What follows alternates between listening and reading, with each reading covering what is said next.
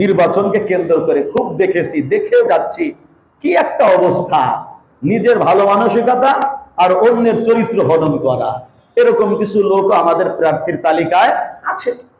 আপনি প্রার্থী, আপনি পজিটিভ কথা বলেন, আপনার নেগেটিভ বলার দরকারই নেই। অন্যের দোষ চর্চা করবেনই না, সিদ্ধাসংসদ করবেনই না, চরিত্র হনন করবেনই না। বরং আপনি আপনার ভালো দিকগুলো মানুষের কাছে কি তুলে ধরুন। তাতে যদি মানুষ আপনাকে চাইতো চাইবে, না চাইলে না চাইবে। আপনাকে এমপি হতে হবে, আপনাকে মন্ত্রী হতে হবে, নাজাতের জন্য এমন কোনো কথা কোরআন হাদিসে নাই।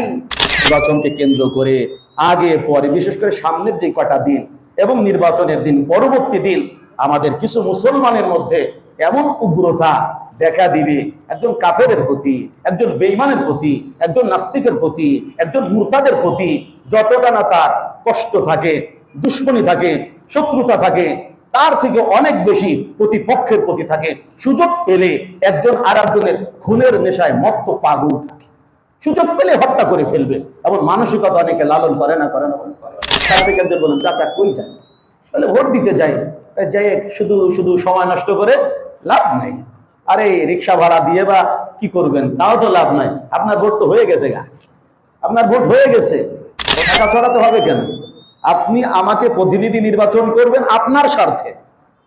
আমি যোগ্য মানুষ, দক্ষ মানুষ, পরিচিত মুখ, আমার ব্যাপারে আপনাদের জানা আছে।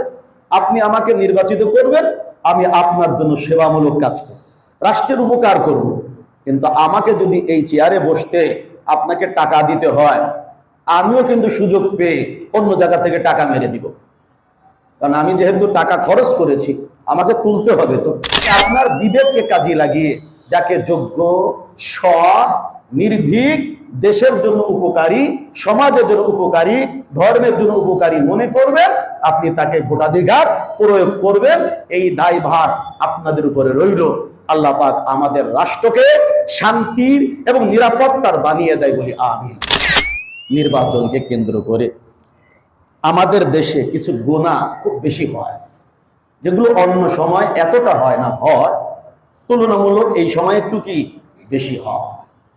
আমাদের উস্তাজে মুহতারাম আল্লামা আব্দুর রউফ রহমাতুল্লাহি আলাইহি, যিনি গওহরডাঙ্গা জামিয়ার শেখুল হাদিস ছিলেন, শুধু একটি না অন্তত শতাধিক মাদ্রাসার শেখুল হাদিস ছিলেন।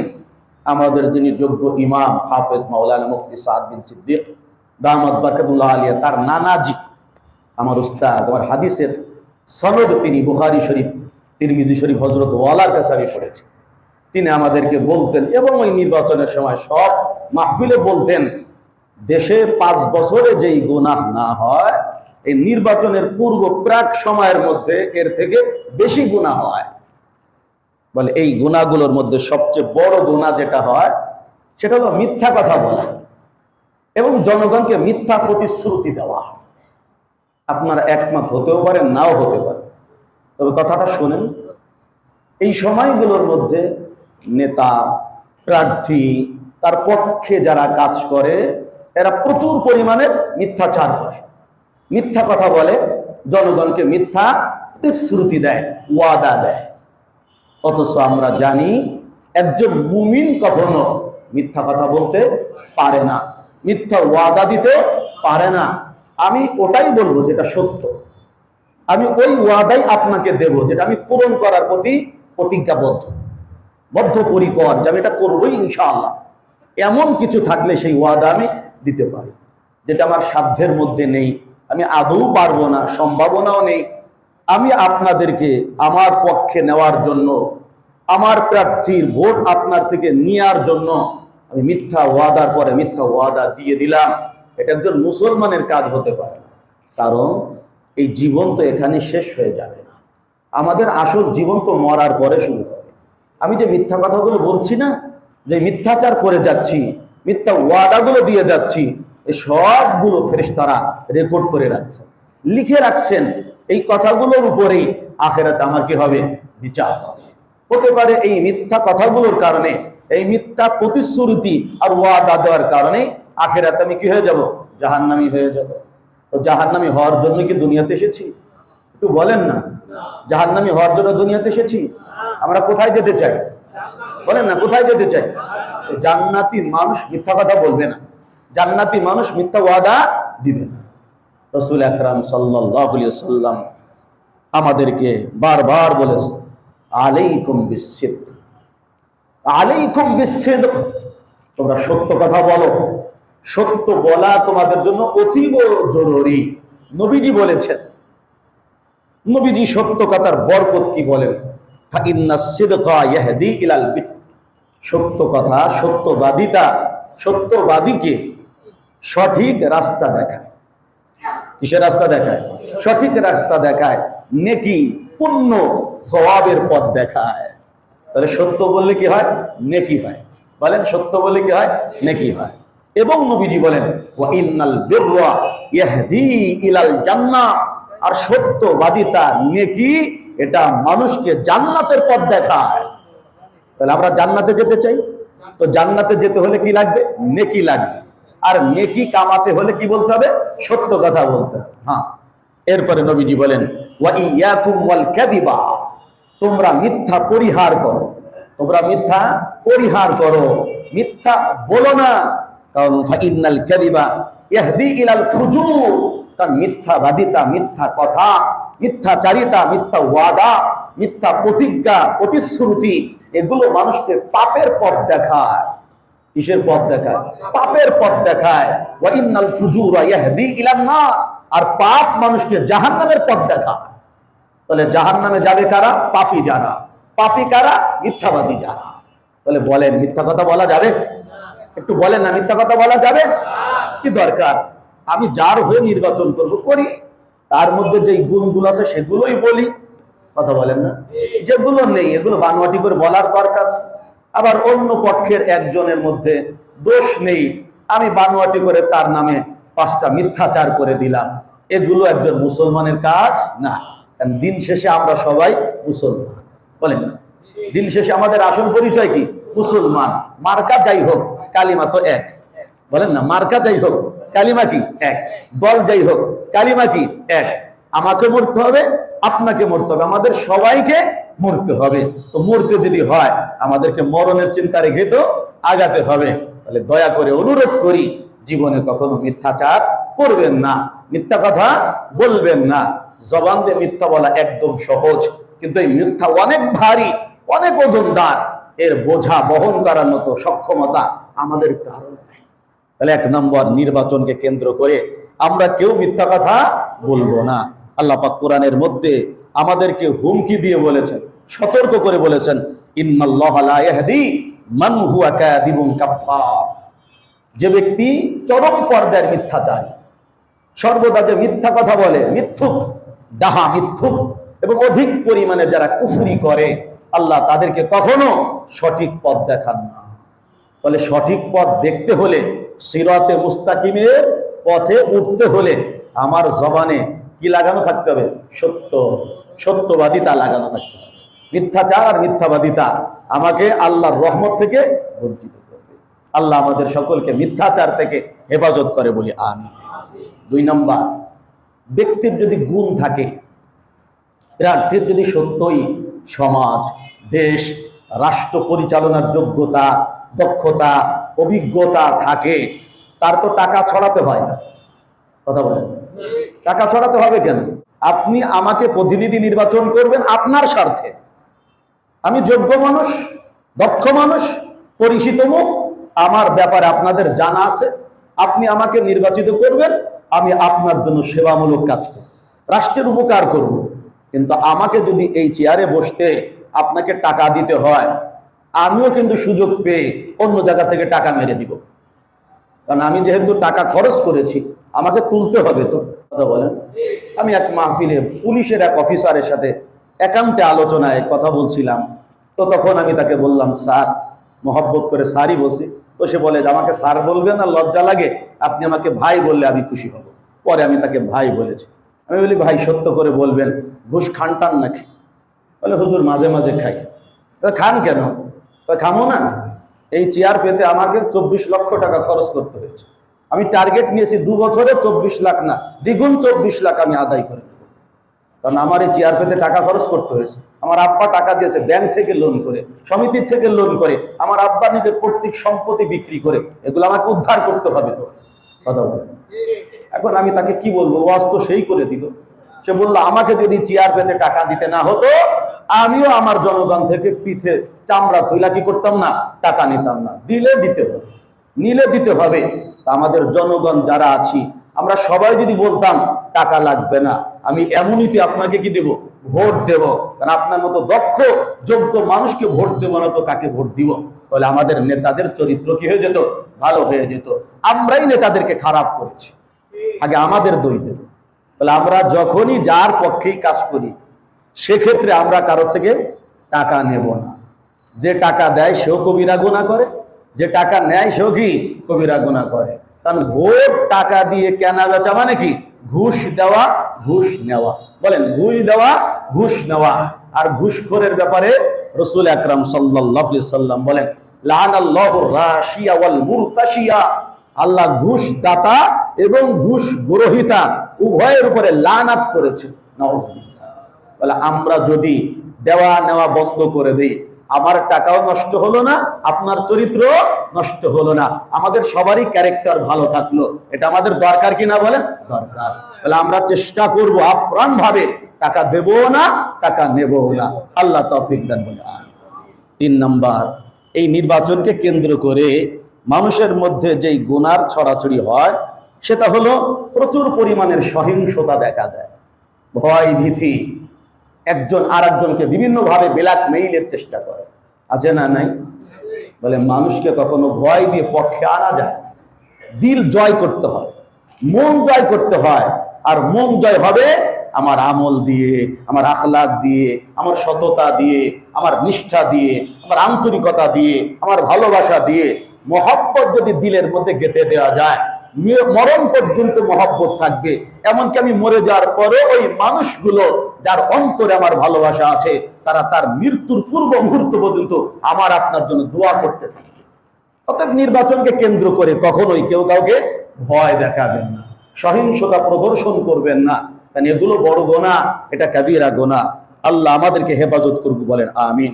আল্লাহ বলেন, ওয়ালা তাহসাবানাল্লাহা গাফিলান আম্মা ইয়ামালুয যালিমুন, জালিম যারা, অপরাধী যারা, অত্যাচারী যারা, তারা যেন একথা মনে না করে যে আল্লাহ রব্বুল আলামিন এদের জুলুম সম্পর্কে অবহিত নন, এইরকম যেন ধারণা না করে। বরং পৃথিবীর কেউ জানুক আর না জানুক, সব জুলুমের ব্যাপারে কে ভালো জানেন? আল্লাহ ভালো জানেন। ওই ভয় নিয়ে চলতে হবে যে কেউ আমাকে ধরতে পারবে না, আমার টিকি স্পর্শ করতে পারবে না, কেউ আমাকে আইনের কাঠগড়ায় দাঁড় করাতে পারবে না। এগুলো বাদ, আমি ভয় করব কাকে? আল্লাহকে। তো আল্লাহ তো আমাকে কিয়ামতের দিন তার কাঠগড়ায় দাঁড় করাবেন, তখন যেন আমি আটকা না পড়ে যাই, আমি যেন আসামি না হয়ে যাই। নির্বাচনকে কেন্দ্র করে খুব দেখেছি, দেখেও যাচ্ছি, কি একটা অবস্থা। নিজের ভালো মানসিকতা আর অন্যের চরিত্র হনন করা, এরকম কিছু লোক আমাদের প্রার্থীর তালিকায় আছে। আপনি প্রার্থী, আপনি পজিটিভ কথা বলেন, আপনার নেগেটিভ বলার দরকারই নেই। অন্যের দোষ চর্চা করবেনই না, সিদ্ধাসংসদ করবেনই না, চরিত্র হনন করবেনই না। বরং আপনি আপনার ভালো দিকগুলো মানুষের কাছে কি তুলে ধরুন। তাতে যদি মানুষ আপনাকে চাইতো চাইবে, না চাইলে না চাইবে। আপনাকে এমপি হতে হবে, আপনাকে মন্ত্রী হতে হবে, নাজাতের জন্য এমন কোনো কথা কোরআন হাদিসে নাই। কোরআনে হাকিমের মধ্যে আল্লাহ বলেন, খুব মনে রাখবেন, আল্লাহ বলেন, ওয়ালা তালমিজু আনফুসাকুম ওয়ালা তানাবাজু বিল আলকাব। আল্লাহ রাব্বুল আলামিন বলেন, শোনো, তোমরা একে অপরের নিন্দা করো না, একে অপরের নিন্দা করো না, একে অন্যকে তার নামকে খারাপ ভাবে ডেকো না। একজনের একটা নাম আছে না, আমাদের দেশে অনেকে তার নামকে কি করে, ব্যঙ্গাত্মক ভাবে উচ্চারণ করে, বা নামের আগে পরে কিছু একটা লাগিয়ে তার নামটা বাজে ভাবে কি উচ্চারণ করে। আল্লাহ বলেন, খবরদার, তোমরা না মুমিন, তোমরা না মুসলমান, প্রত্যেকের এক একটি ভালো নাম আছে, তোমরা সেই ভালো নামেই তাকে কি করো, ডাকো। তার নামের সাথে কোনো খারাপ শব্দ যুক্ত করে, কোন উপাধি যুক্ত করে তাকে কি করো না, ডেকো না। দেখছেন ইসলাম কত সুন্দর, এক একজনের এক একটা ভালো নাম রেখেছেন আমাদের আপনজনেরা, আমরা সেই নাম ব্যঙ্গ করেও কি করি, উচ্চারণ করি। এমনকি তাকেও ব্যঙ্গ করি না, শুধু তার মা, তার বাবা, তার গোষ্ঠী, তার বংশ, বিভিন্ন কিছু নিয়ে আমরা কি করি, ব্যঙ্গ করি। আল্লাহ বলে এগুলো করো না। তাহলে অন্যের চরিত্র হননমূলক কোনো কাজ করা যাবে না, কথা বলা যাবে না, মানুষের অধিকার নষ্ট করা যাবে না। আল্লাহ পাক প্রত্যেকটি মানুষকে এক একটা অধিকার দিয়েছে, নির্বাচনকে কেন্দ্র করে সে অধিকার আর থাকে না। যেমন মনে করেন আপনি একজন নাগরিক, আপনার ভোটাধিকার আছে, আছে না নাই? আপনি কেন্দ্রে যেতে পারলেন না, আপনি যাওয়ার আগে রাস্তার থেকে একজন বলেন কই যান, তাহলে ভোট দিতে যাই, যাই শুধু শুধু সময় নষ্ট করে লাভ নাই। আরে রিক্সা ভাড়া দিয়ে বা কি করবেন, তাও তো লাভ নাই, আপনার ভোট তো হয়ে গেছে গা, আপনার ভোট হয়ে গেছে। অন্যের অধিকার হরণ করা হলো কিনা? ইসলাম এই সুযোগ আপনাকে আমাকে দেয়নি। যার যার ভোটের অধিকার সে প্রয়োগ করবে, না গেলে তারটা কি থাকবে, শূন্য থাকবে, ক্রস থাকবে যে সে ভোট কেন্দ্রেই আসেনি। আমাদের দেশে তো শুধু জিন্দা মানুষই না, মুর্দা মানুষও ভোটের দিন বাড়িতে চলে আসে। বলেন আমি ভুল বলছি? যারা মারা গেছে তারাও কি ভোট কেন্দ্রে চলে আসে। এক দাদার কাহিনী শুনেছি, ওই দাদার বিবি মানে দাদি, আমাদের দাদি হয়, দাদি মারা গেছে, তো দাদা নির্বাচনের কেন্দ্রে গেছে, তো চিরকুট নিতে হয় না, টোকেন, তো নিতে গেছে। তো ওইখানে যারা ছিল টোকেন প্রদানকারী, তারা বলে দাদা আপনি কষ্ট করে ভোট দিতে এসেছেন কেন, আপনার ভোট আর দাদির ভোট তো দেওয়া হয়ে গেছে। কি বলো দেখি তো, বলে দেখেন আপনার নামে টিক, দাদিরও টিক। আমার বউ আসছিল, বলে হ্যাঁ সে না আসলে আমরা টিক দিলাম কেমনে, সে তো ভোট দিয়ে গেছে। এখন বেচারা আইনে কান্না শুরু করছে, আল্লাহ নির্বাচনের রসিল আমার বউটা কবর থেকে চলে আসে, এত বউরে ডাকলাম কবরস্থানে গিয়া, বিবি আসো, আর তোমারে মারবো না, আর তোমারে না খায় রাখবো না, তোমার যত ইচ্ছা চাহিদা সব পূরণ করব, কিন্তু এত ডাকি তাও আসলো না, নির্বাচনকে কেন্দ্র করে ভোট দিতে আসছে, তো বলো না সে কোন দিকে গেছে। রহস্যজনক কথা, কিন্তু বাস্তবতা তো এটাই। কি দরকার, কি দরকার এটা করার? অন্যের অধিকার কেন হনন করব, অন্য অধিকার কেন আমরা নিয়ে নিব, কেড়ে নেব? দরকার নেই, যারা দিতে তারাই দিক, কারণ এর উপরে আমার জান্নাত জাহান্নাম কি করে, নির্ভর করে। যতগুলোর উপরে জান্নাত জাহান্নাম নির্ভর করে তার একটা হল অন্যের অধিকার আমি সংরক্ষণ করেছি নাকি হরণ করেছি। আমরা কারোর অধিকার হরণ করব না, আল্লাহ হেফাজত করে বলি আমিন। মুনাফিকি করব না, গিরগিটির মতো আচরণ করব না, সকালে একজনকে, দুপুরে আর একজনকে, সন্ধ্যায় আর একজনকে, রাতের বেলা আর একজনকে মিথ্যা ওয়াদা দেব না যে আমার ভোটটা আপনাকেই দেব, আমার ভোটটা আপনাকেই দেব। এভাবে করে করে নিজের চরিত্রকে নষ্ট করার কোনো দরকার নেই। আপনি কৌশলী কথা বলবেন, যেই পরিস্থিতিকে যেভাবে হ্যান্ডেল করা দরকার সেভাবেই করবেন, কিন্তু মুনাফিকি করবেন না। আল্লাহ আমাদের সকলকে এক্ষেত্রে মুনাফিকি থেকে বাঁচিয়ে দেন, বলেন আমিন। মুনাফিক তো জান্নাতে যাবে না, কি বলেন? মুনাফিকের ঠিকানা কোথায় হবে? জাহান্নাম। শুধু জাহান্নাম না, জাহান্নামের নিম্ন দেশ, তলদেশ। ইন্নাল মুনাফিকিনা ফিদ দারকিল আসফালি মিনান নার। আল্লাহ বলে নিশ্চয় মুনাফিক এরা জাহান্নামের নিম্ন দেশে থাকবে। আমরা কেউ মুনাফিকি করব না, দ্বিচারিতা করব না, দুমুখ আচরণ করব না।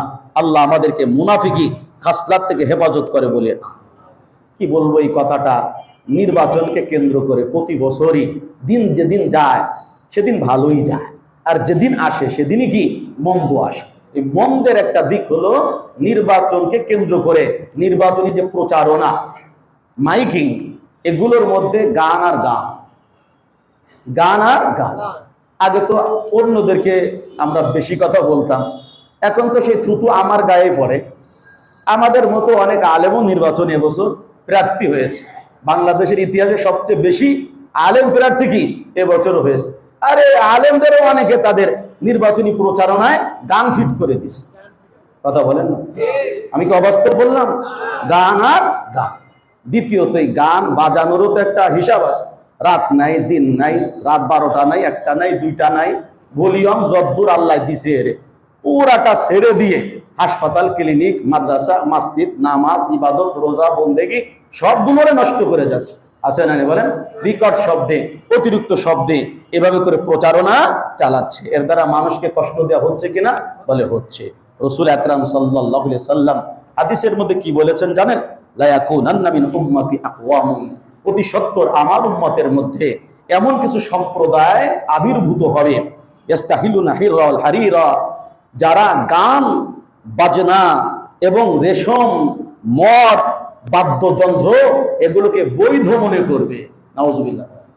অথচ এর একটাও কিনা বৈধ না, সবই অবৈধ। রাসূল আকরাম সাল্লাল্লাহু আলাইহি সাল্লাম বলেন, দেখো, বাআসানি আল্লাহু রাহমাতান ওয়া হুদাল লিল আলামিন, আল্লাহ আমাকে জগৎবাসীর জন্য, তামাম আলমের জন্য রহমত স্বরূপ প্রেরণ করেছেন। আল্লাহ আমাকে সারা পৃথিবীর সমস্ত মাকলুক, সমস্ত জাতি, সমস্ত আলম, সমস্ত পৃথিবীর জন্য হাদি, হেদায়েত, পথ প্রদর্শনকারী রূপে প্রেরণ করেছেন। নবীজি বলেন হেদায়েতের একটা হলো বাআসানি বিমাহকিল মাআজিফি ওয়াল মাজামিরি ওয়া আমরিল জাহিলিয়া, বাদ্যযন্ত্র, পুরুষ এবং জাহিলি যুগের যত প্রথা এগুলোকে চুরমার করার জন্য, বন্ধ করার জন্য, উৎখাত করার জন্য আল্লাহ আমাকে প্রেরণ করেছে। তা নবীজিকে আল্লাহ পাঠালেন গান বন্ধ করার জন্য, আমরা সেই নবীর ওয়ারিস হয়ে আমরা গান কি বাজিয়ে দিলাম। তো কোথায় নবী আর কোথায় আমি? এই জন্য আমাদের অবস্থা আগের থেকে দিন দিন অবনতির দিকে যাচ্ছে। কথা বলেন ঠিক না? ছবি তোলা, এটাকে কত কঠোর ভাবে আমরা কি করি, মানুষকে নিষেধ করি যে প্রয়োজন ছাড়া ছবি তুলবেন না। এখন তো প্রিন্ট ছবি ব্যানারের মধ্যে সবাই দিয়ে দিছে। আমি এ ব্যাপারে কথা বলাতে আমাকে কয়েকজন বলছে, ভাই প্রয়োজন এখন এটার চলে এসেছে, সবাই দেয়, আমাদের হুজুরের ছবি যদি না দিই তাহলে ওনাকে লোকজন চিনবে না। এই চেনানোর জন্য আমরা এই ছবিটা কি করেছি, ব্যবহার করেছি। মানে যুক্তি আছেই, যে যেটাই করে তারও কি আছে বলেন, যুক্তি আছে। আমি বললাম যুক্তি তো আপনি আপনার মতো দিলেন, কিন্তু কোরআন হাদিস তো এই যুক্তিটা নিতে বলেনি। অন্তত স্বীকার করেন যেটা আমাদের কি হয়েছে, অন্যায় হয়েছে, আগামীতে করব না, তো হয়ে গেল। তা আমি সবাইকে নিয়েই বললাম, প্রিন্ট ছবি যেটা আমাদের একদম ব্যানারে এবং পোস্টারে সেটে দেওয়া হয়েছে, এগুলো শরিয়ত সম্মত নয়। আল্লাহ আমাদেরকে আগামীতে হেফাজত করুক বলে না আমি। নির্বাচনকে কেন্দ্র করে আগে পরে, বিশেষ করে সামনের যে কটা দিন এবং নির্বাচনের দিন পরবর্তী দিন, আমাদের কিছু মুসলমানের মধ্যে এমন উগ্রতা দেখা দিবে, একজন কাফেরের প্রতি, একজন বেঈমানের প্রতি, একজন নাস্তিকের প্রতি, একজন মুরতাদের প্রতি যতটা না তার কষ্ট থাকে, দুশ্মনী থাকে, শত্রুতা থাকে, তার থেকে অনেক বেশি প্রতিপক্ষের প্রতি থাকে। সুযোগ পেলে একজন আর একজনের খুনের নেশায় মত্ত পাগল থাকে, সুযোগ পেলে হত্যা করে ফেলবে, এমন মানসিকতা অনেকে লালন করে না, করে না? অথচ রাসূল আকরাম সাল্লাল্লাহু আলাইহি সাল্লাম অনেক নিষেধ করেছেন এ ব্যাপারে। আল্লাহ তো স্পষ্ট বলেছেন, আন্নাহু মান কাতালা নাফসান বিগাইরি নাফসিন আও ফাসাদিন ফিল আরদি, যদি কোনো ব্যক্তি কাউকে বিনা অপরাধে হত্যা করে, সে কাউকে অপরাধ করে হত্যা করেনি, যে অপরাধের ভিত্তিতে রাষ্ট্র তাকে কি করে দিল, হত্যা করে দিল। অর্থাৎ পৃথিবীতে এমন বিপর্যয় সে সৃষ্টি করেছে, যে বিপর্যয়ের কারণে ইসলাম থেকে হত্যার কি দেয়, নির্দেশ দেয়, এমন কোন অপরাধ তার থেকে হয়নি। তথাপিও যদি কোনো ব্যক্তিকে, নিরপরাধ ব্যক্তিকে কেউ হত্যা করে ফেলে, আল্লাহ কি বলেন জানেন, ফাকা আন্নামা কতালান নাসা জামিআ, সে কেমন যেন পুরা পৃথিবীর সমস্ত মানুষকে হত্যা করে ফেলে। তাহলে নির্বাচনের সহিংসতা, এই হত্যা, খুন, এগুলো রুখে দিতে হবে। আমাকে কেউ ভোট দেয়নি, মনে করবো যে আমি জনগণের মন জয় করতে পারিনি, লোকজন আমাকে যোগ্য মনে করেনি, একবার না পারিলে দেখো শতবার, আবার সুযোগ আছে, আবার চেষ্টা করব। কথা বলেন ঠিক না? ঠিক না? একজন মানুষকে হত্যা করা আমি মুসলমানের জন্য শোভা পায় না। আমি তো আমার মতো করে বলি, একটা টিকটিকি তো হত্যা করা যায়, কিন্তু যখন দেখি যে টিকটিকিটা এমনই তো দৌড়ে যাচ্ছে দেয়াল দিয়ে, আমি ওর মধ্যে সৌন্দর্য খুঁজি, ওকে ধরে যে আছাড় দিয়ে মেরে ফেলবো, আমার মুখটা কাঁপে। আমি শুধু কল্পনায় ভাবি যে একজন মুসলমানকে আমি থাপ্পড় মারবো, এইটা আমার মনের মধ্যে আসে, ধরে থাপ্পড় মারবো। পরক্ষণে আমার দিলের মধ্যে আসে, আরে ও মুসলমান, আমার থেকে সে অনেক ভালো, হয়তো আমার এক সাইড ভালো, ওর 9টা দিক ভালো, সে আমার থেকে অনেক উত্তম, আমি কি করে তার মুখে থাপ্পড় মারি? আমার কাছে এমনটা লাগে। মানুষ মানুষকে খুন করে, এরকম কোন ভিডিও আমার চোখের সামনে আসলে আমার হাত পা কাঁপতে শুরু করে, আমার ঘুম আসে না, ঘুমালে দৃশ্যগুলো আমার চোখের মধ্যে বিভৎসতা ভেসে আসে। আর আমরা মুসলমান কেমন অপদার্থ হয়ে গেলাম যে বিনা অপরাধে একজন মানুষকে খুন করতে আমি কি করি না, পরোয়া করি না। কি মরতে হবে না? মরা লাগবে না? এই খুনের বদলা তো আল্লাহই নিবে, তখন বাঁচানোওয়ালা কেউ আপনার আমার জন্য থাকবে না। হুঁশিয়ার, সাবধান। নির্বাচনকে কেন্দ্র করে অন্তত আমরা কোনো খুনাখুনি, রাহাজানি, মারামারির মধ্যে যাব না ইনশাআল্লাহ। যেভাবে মিলেমিশে আছি ঠিক এভাবে মিলেমিশে থাকবো। আল্লাহ তৌফিক দান করেন বলে আমিন। একদম খাস 3 মিনিটের মধ্যে নির্বাচন সংক্রান্ত 2টা কথা। নির্বাচন যেটা আমাদের দেশে হচ্ছে, এটা হলো গণতান্ত্রিক পদ্ধতি, এটা কি পদ্ধতি? গণতান্ত্রিক পদ্ধতি। প্রচলিত যে নির্বাচন ব্যবস্থা, এটা গণতান্ত্রিক রাষ্ট্র ব্যবস্থার একটি কি অংশ। গণতান্ত্রিক রাষ্ট্র ব্যবস্থার নীতিমালা কি? এদেশে যেই গণতন্ত্র চর্চিত হয়, এটা কার থেকে এসেছে? আব্রাহাম লিঙ্কন থেকে। কার থেকে? আব্রাহাম লিঙ্কন থেকে, আমেরিকার প্রেসিডেন্ট ছিলেন 16তম। তিনি এর ব্যাখ্যা কি দিয়েছেন? Of the people, by the people, for the people, তাই না? এটা হলো গণতন্ত্রের কি মূল থিওরি। কি বলে? জনগণ তারাই নির্ধারিত করবে তাদের শাসক কে হবে, এবং সেই শাসকেরা জনগণের কল্যাণে পরিচালিত হবে। জনগণের সর্বোচ্চ সুপ্রিম পাওয়ার থাকবে। জনগণ যাকে চাইবে সে আইবে, যাকে চাইবে না সে আইবে না। কি বলেন, ঠিক না? এবং এই জনগণ সার্বভৌম ক্ষমতার অধিকারী। তারা আইন পাশ করতে পারে, আইনকে তারা বাদ দিতে পারে। তারা বৈধ একটা জিনিসকে বৈধ অবৈধ বলতে পারে, অবৈধ একটা জিনিসকে বৈধ বলতে পারে। এই পাওয়ার গণতন্ত্র জনগণকে দিয়েছে। এর জন্য গণতন্ত্রের মধ্যে দেখবেন সংবিধানের মধ্যে কি আছে? জনগণই সকল ক্ষমতার উৎস। এটা জনগণ সকল ক্ষমতার উৎস, এটা বললো কে? গণতন্ত্র। এখন আমরা মুসলমান, আমাদের সবকিছুর বিবেচনা কিসের ভিত্তিতে? ইসলামের ভিত্তিতে। ইসলাম কি বলে? ইসলাম বলে এ কথা, রাষ্ট্রের প্রধান যিনি হবেন তিনি হবেন আল্লাহর প্রতিনিধি। তিনি হবেন আল্লাহর প্রতিনিধি। বলেন, তিনি হবে আল্লাহর প্রতিনিধি। আরবিতে যাকে বলে খলিফা, আর বাংলায় বলে প্রতিনিধি। সে আল্লাহর প্রতিনিধিত্ব করবে। আল্লাহ যে আইন পাশ করে দিয়ে গিয়েছেন ওইটাই তার রাষ্ট্রে সমাজে কি করবে? বাস্তবায়ন করবে। সকল ক্ষমতার উৎস জনগণ নয়, ধরে বলেন কে? আল্লাহ। আল্লাহ আইন দিয়েছেন কিয়ামত পর্যন্তর জন্য, ওটা শুধু রাষ্ট্রের দায়িত্বশীলেরা জনগণের মধ্যে অ্যাপ্লাই করবে, বাস্তবায়ন করবে। বাস এতটুকু দায়িত্ব রাষ্ট্রের দায়িত্বশীলদের। কিন্তু আমাদের দেশের যে গণতন্ত্র, এই গণতন্ত্রকে কামা হক্কু শতভাগ ইসলাম সমর্থন করে না।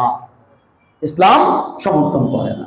তারপরও চাইলেই তো আর আপনি মুহূর্তের মধ্যে এই নিয়ম পাল্টে দিয়ে শতভাগ ইসলাম প্রতিষ্ঠা করতে পারবেন না। এটা অপারগতার কারণে, মাজুরের কারণে। যেমন যে ব্যক্তি দাঁড়িয়ে নামাজ পড়তে পারে না, নামাজ তো পড়তেই হবে, তোকে কি করে পড়বে? বসে পড়বে। বসে পড়তে পারে না তো কি করে পড়বে? শুয়ে শুয়ে ইশারায় পড়বে। এটা অপারগতার কারণে। যেহেতু সুযোগ আমাদের দেশে নেই, দোয়াও করতে হবে, চেষ্টা করতে হবে, ভালোবাসা রাখতে হবে যেন ইসলাম প্রতিষ্ঠা হয়। আল্লাহ করে দেয়, বলেন আমিন। কিন্তু এর আগ পর্যন্ত যেই ব্যবস্থাটা আছে এটাকে মন্দের ভালো হিসেবে আমাদেরকে এগিয়ে যেতে হবে। কিভাবে আগাবেন? তিনটা কথা। ভোট এটা কি? আল্লামা শামসুল হক ফরিদপুরি সদর সাহেব রহমাতুল্লাহ আলাই, যিনি গহরডাঙ্গা সহ বড় বড় অসংখ্য মাদ্রাসার প্রতিষ্ঠাতা, তিনি বলেছেন এ কথা। আল্লামা মুফতি শফি রহমাতুল্লাহ আলাই তিনিও বলেছেন এই কথা। ভোটের মধ্যে চারটা কথা। ভোটের মধ্যে কয়টা কথা? চার কথা। এক, ভোট যেটা মানুষে দেয়, এই ভোট হলো সাক্ষী। ভোট হলো কি? সাক্ষ্য প্রদান। বলেন, ভোট কি? সাক্ষ্য প্রদান। 2 নম্বর, ভোট হলো সুপারিশ। ভোট হলো কি? সুপারিশ। 3 নম্বর, ভোট হলো প্রতিনিধি নিয়োগ করা। ভোট হলো প্রতিনিধি নিয়োগ করা। 4 নম্বর, ভোট হলো আমানত। ভোট হলো কি? আমানত। ভোট সাক্ষী কিভাবে? আমি যাকে সিল দিলাম, এই সিলের বাংলা কি? এই সিলের অর্থ হলো আমি যাকে ভোট দিয়েছি তিনি এই এলাকার, এই ওয়ার্ডের, এই ইউনিয়নের, এই আসনের, এই উপজেলার, এই জেলার যোগ্যতম ব্যক্তি এটাকে পরিচালনা করার। এটা আমি মনে করি, আমি তার পক্ষে কি দিচ্ছি? সাক্ষী দিচ্ছি। এটা না সিলমারা? কথা বলে, এটা না সিলমারা? আল্লাহু আকবার। আল্লাহ রাব্বুল আলামিনের রাসূল সাল্লাল্লাহু আলাইহি সাল্লাম আমাদেরকে বলেছেন কাবীরা গুনাহ সবচেয়ে বড় হলো 3টা। তার মধ্যে একটা হলো মিথ্যা কি দেওয়া? সাক্ষী দেওয়া। আমি জানলাম যে এই নেতা, এই প্রার্থী সর্বদিক দিয়ে অযোগ্য, তারপর আমি তার পক্ষে সিল দিলাম, মানে আমি মিথ্যা সাক্ষী দিলাম। আরেকজন ব্যক্তি সৎ, তারপর আমি তার পক্ষে দিলাম না, এটা আমি তার হক নষ্ট করলাম। আর সব দিক দিয়ে মিলে যাকে মনে হয় যে আমার জন্য, সমাজের জন্য উপকারী, ধর্মের জন্য উপকারী, এলাকার খেদমতের জন্য উপকারী, যখনই তার কাছে যায় আমাদেরকে সহায়তা করে, ডাকলেই তার কাছে পায়, এমন ব্যক্তিকে আমি যদি দেই আমি ভালো সাক্ষী দিলাম। কথা বলেন, ঠিক না? তাহলে এটা একটা সাক্ষী। 2 নম্বর, প্রতিনিধি নিয়োগ করা। প্রতিনিধি নিয়োগ করার ক্ষেত্রে নবীজি কি বলছেন জানেন? রাসূল সাল্লাল্লাহু আলাইহি ওয়াসাল্লাম বলেন, শোনো, তোমাদের মধ্যে যেই ব্যক্তি কাউকে প্রতিনিধি নিয়োগ করে, সে প্রতিনিধি নিয়োগ করার ক্ষেত্রে স্বজন প্রীতিকে আশ্রয় প্রশ্রয় দিল, আত্মীয়তার বন্ধনকে প্রশ্রয় দিল। কেন ভোট দিল? সে আমার আত্মীয় হয়। কেন ভোট দিল? বলে আমার শালা হয়। মানে যে কোনো একটা দিক, গোষ্ঠীর লোক এমন কিছু দেখলো, তার মধ্যে যোগ্যতা দক্ষতা দেখলো না, এমন যদি কেউ হয়, নবীজি বলেন কি সেই লোক আল্লাহ এবং তার রসূল এবং সমস্ত মুমিনের খেয়ানত করবে। কত বড় মারাত্মক কথা! তাহলে শুধু আমার আত্মীয় এর জন্য দেওয়া যাবে না। মনে করেন আমি আপনাদের জুমা পড়াই, যোগ্যতা থাকার না থাক আপনার আমাকে নিয়োগ দিয়েছে। এখন আমি আপনাদের এলাকার খেদমতের কিছুই বুঝি না, ডানও চিনি না বামও কি চিনি না। এখন আমি দাঁড়ালাম এই এলাকার জন্য মেম্বারিতে, এখন তো মেম্বার নাই, কমিশনার না। এখন আপনি চিন্তা করেন, যেহেতু আমাদের খতিব সাহেব দে একটা ভোট না, আমি যদি যোগ্য হই আমাকে দিবেন, যোগ্য না হলে আমাকে দিবেন না। এটা হলো মূল কথা। হ্যাঁ, 3 নম্বর সুপারিশ। সুপারিশ অর্থাৎ আমি কথা বললাম যে আমি যাকে দিচ্ছি আমি এই পদের জন্য তাকে কি সুপারিশ করলাম যে তাকে এই পদ দেওয়া হোক রাষ্ট্রের কাছে এবং যারা নির্বাচন কমিশন ইত্যাদি আছে তাদের কাছে। এই সুপারিশের ক্ষেত্র কোরআনে কারীমের মধ্যে আল্লাহ বলছেন, মাইয়াশফা শাফাআতান হাসানা, যে ব্যক্তি ভালো সুপারিশ করবে, ইয়াকুন লাহু নাসিবুম মিনহা, ভালো সুপারিশের কারণে ওই ব্যক্তি ভালো কাজ করলে ওই ভালো কাজের একটা অংশের সওয়াব সুপারিশকারীকে আল্লাহ দান করবে। ওমাইয়াশফা শাফাআতান সাইয়্যাতান ইয়াকুন লাহু কিফলুম মিনহা, আর যে ব্যক্তি মন্দ সুপারিশ করবে, খারাপের পক্ষে সুপারিশ করবে, সে যদি খারাপ কাজ করে ওই খারাপের একটা অংশ সুপারিশকারীও কি পেয়ে যাবে।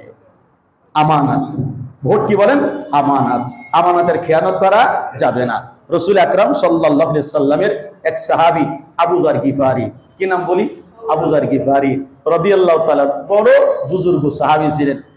আবু যার গিফারি রাদিয়াল্লাহু তাআলা একদম মহব্বতে বলছেন, ইয়া রাসূলুল্লাহ সাল্লাল্লাহু আলাইহি সাল্লাম, কতজনকে তো কত জায়গার আমেল, গভর্নর, প্রতিনিধি, জিম্মাদার বানিয়ে দিলেন, আমাকে একটু দেন না এক জায়গার প্রতিনিধি বানিয়ে। নবীজি বলেন, আবু যার, তোমাকে যে প্রতিনিধি বানাবো, তুমি তো দুর্বল চিত্তের মানুষ, তুমি তো রহম দিল মানুষ, তুমি তো নরম দিলের মানুষ। নরম দিলার একদম যাদের বিনয় আর বিনয়, এই মানুষগুলো প্রশাসনিক দায়িত্ব পালন করতে পারে না। এরা অনেক সময় চোরের ভরেও কি হয়ে যায়? দয়ালু হয়ে যায়। বলেন একজন ডিসি, একজন এসপি চোর ডাকাতের পর্দইও যদি সদয় হয়, তারা বেকুসুর খালাই দিয়ে দিল, ধরেও ছেড়ে দিল, চুরি কর্ম বন্ধ হবে, ডাকাতি বন্ধ হবে। এক্ষেত্রে তাকে সর্বোচ্চ কি হতে হবে? কঠোর হতে হবে। তাহলে তুমি বড় নরম দিলের মানুষ, তোমার দ্বারা এই কাজ সম্ভব না। তবে শুনো, নবীজি আবু যার গিফারি রাদিয়াল্লাহু তাআলা কাঁধে হাত দিয়েছেন। আবু যার গিফারি নিজে বলতেছেন, নবীজি আমার কাঁধে হাত দিয়ে বলেন, আবু যার শোনো, এটা একটা আমানত, এই দায়িত্ব একটা কি আমানত।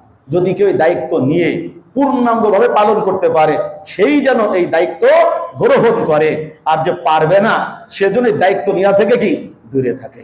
এতগুলো কথা আপনাদেরকে বললাম আমার দায়িত্বের থেকে, কারো পক্ষেও বলিনি, কারো বিপক্ষে বলিনি, শুধু সজাগ করেছি।